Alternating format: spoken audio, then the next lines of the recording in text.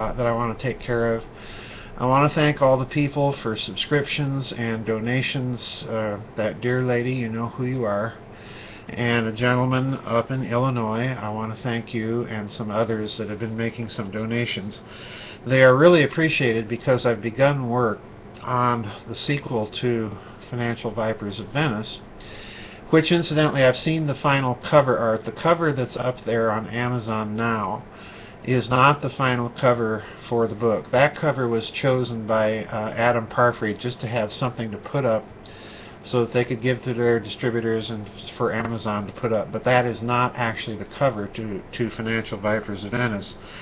I have seen the galleys this week of the book, and they look real good, so hopefully that book will be going to the publisher, or pardon me, to the printer, and hopefully we'll hear something about it perhaps within the next couple of months. So I'll keep everyone posted. Now, the other news, I haven't heard back yet from Adventures Unlimited on when Covert Wars and the Clash of Civilizations will be out. I'm imagining a couple months again, so 2 books will probably be hitting right about the same time. I have not put those books up in my website, web store, yet, because I don't like to do that until the book is actually available, but you can pre-order directly off of Amazon. Other news, Georgianne Hughes emailed me earlier today and said that she is in a bit of an emergency. She is unable to access any of her audio or video files. So please keep her in your thoughts and prayers. And if you all are having some difficulty getting into her website, maybe shoot me a little email and let me know so that perhaps I can help her get that figured out, what's going on. Anyway, lots of news this week. And once again, it's banksters and gold that appear to be in the news. There's 3 articles I want to refer to in this news and views. These 3 stories came out within a few days of each other, and I'm convinced that maybe there's a connection here.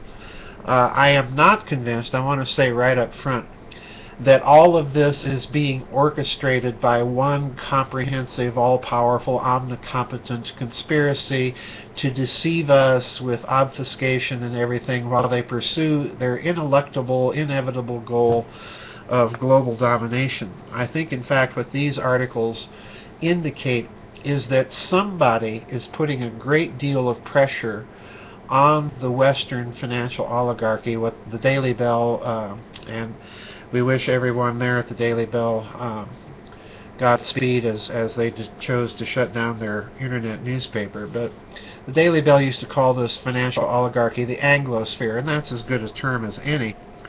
I think that there's some real pressure on these people now, and I want to say more about that after I tell you what the news is.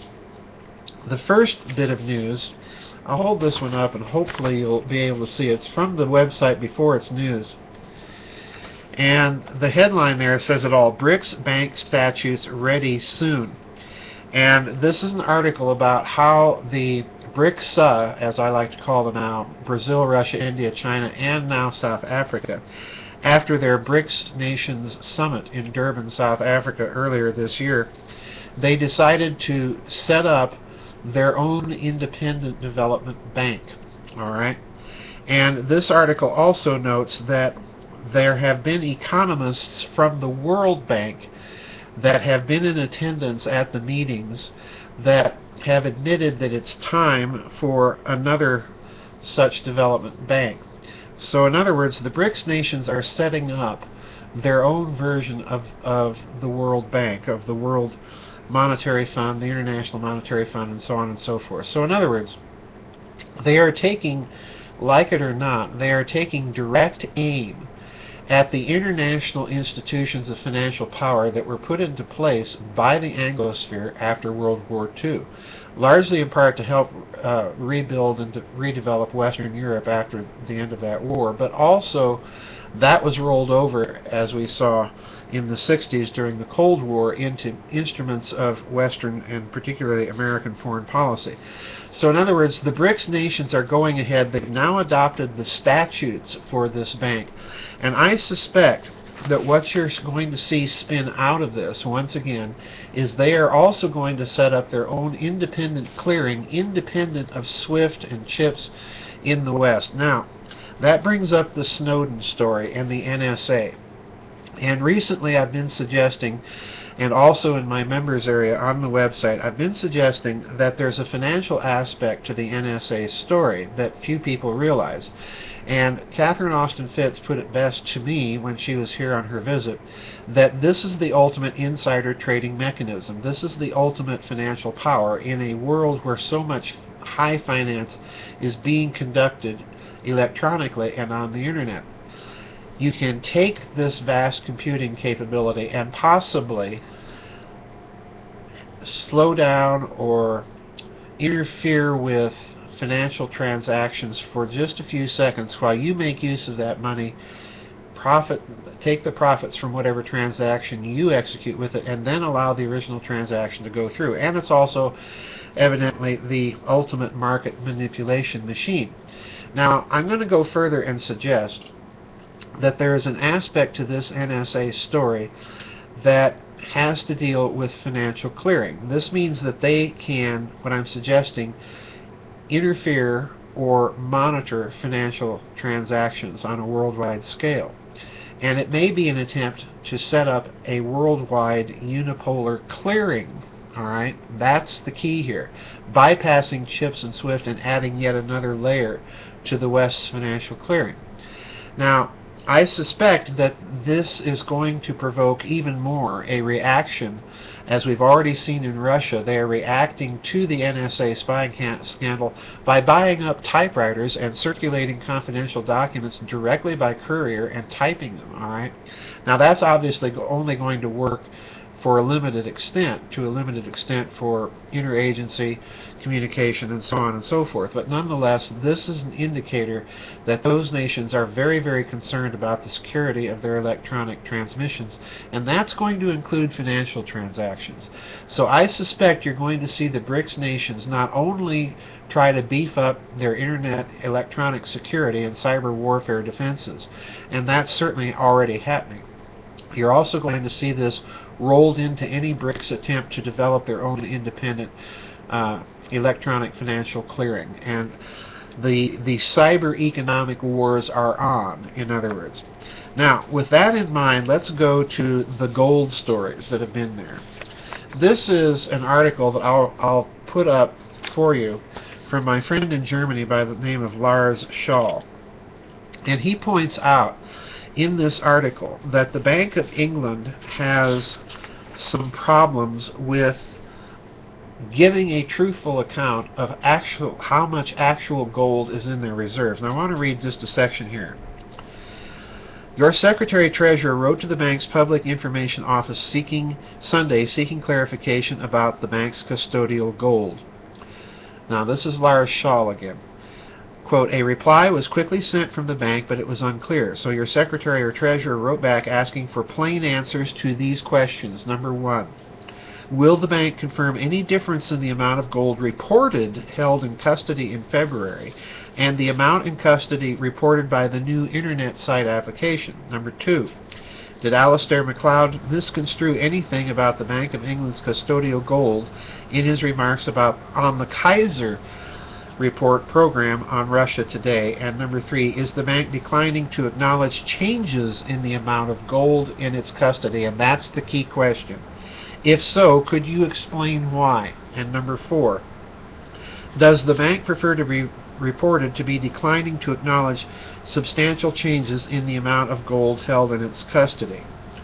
A reply received today from the head of the bank's Public and Internal Communications Division, Chris Shadforth, provided affirmative answers to question 3 and 4. In other words, is the bank declining to acknowledge the amount of any changes in the amount of gold in its custody? And the Bank of England has responded, yes, it is. And does the bank prefer to be reported to be declining to acknowledge substantial changes in the amount of gold in its custody? And again, the response of the Bank of England's press officer was, yes, it's declining. So in other words, the inference there is, once again, that a central bank is number one, as I've said before, is going to deliberately obfuscate the amount of gold in its reserves as a matter of national security.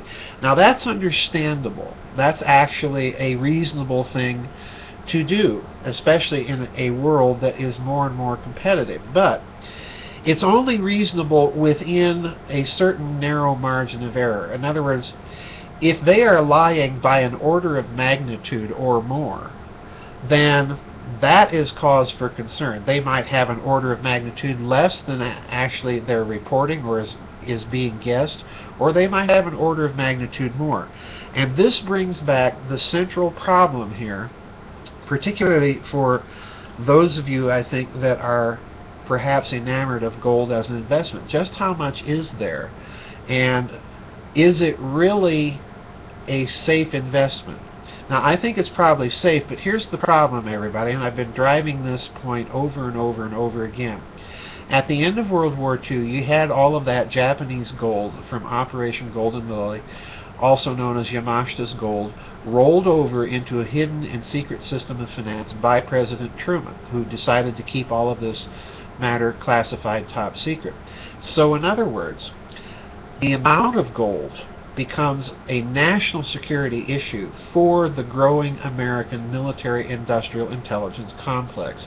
And they are going to obfuscate the amount of gold in existence massively. They're either going to inflate it or they're going to deflate the amount. My guess is they're probably going to deflate, and there's a lot more gold out there. If they were to acknowledge the actual amounts of gold, the value of gold would drop. So they've been more or less, as you've noticed over the years, keeping the price of gold rather high. I suspect that this is part of that story. Now, the other interesting article that appeared this week on Zero Hedge by our pseudonymous friend Tyler Durden is an article that I think connects the dot here quite significantly, because this article recently appeared in places like Der Spiegel, the Financial Times, and so on. And the article is entitled "Bank of England Helped Reichsbank Sell Its Nazi Gold." And this is a story about how, after the German takeover of Czechoslovakia, you remember in the Munich conference in 1938, September of 1938, Hitler was given control of the German portion of Czechoslovakia, that part of Czechoslovakia that bordered Germany, all right? That was an area significantly populated by Germans, Sudeten Germans. Now, Hitler pledged at the Munich conference to respect the integrity, the territorial integrity of Czechoslovakia that remained. But of course he didn't do this. He orchestrated the Slovak revolt against the Czechs to found their own independent Slovakian Republic, and then of course he himself invaded Bohemian Czechoslovakia and simply annexed it to the Third Reich in March of 1939. It was in that invasion that Hitler seized Czechoslovakia's gold reserves. And as this article points out, that gold was then sent to the Bank of International Settlements, which was then the agent to send it on to the Bank of England, which laundered it into the Western world's gold reserves. So in other words, the Bank of England's gold activities here, as were being reported in Lars Shaw, and as now Tyler Durden is uncovering, these things, I suspect, are linked. Someone, it appears to me, and this is high speculation, I admit, but someone, it appears to me, is intentionally trying to get people to make the connection between the Bank of England obfuscating on its gold reserves and all of the plundered gold from Nazi Europe, and then, of course, from Imperial Japan in Asia. Now, there are any number of parties that I think would have an interest in doing this or exposing this. Certainly Israel would be one, but I can think of many others, including the post-war fascists themselves. This is a way of exercising pressure against that Western financial elite, and perhaps in a certain sense a way of calling in the markers. Now, what's going to be very interesting is how the BRICS nations respond to this. As I've indicated, I think they're going to go to their own international, independent electronic financial clearing as they're moving into gold. So all of this, I think, folks, is deeply connected. And I do think that the farthest thing from a reasonable assessment of this would be the idea that all of this is being orchestrated by the Anglosphere, by the financial powers. These are clear signals that there is some major heavy-duty factional infighting going on at the top.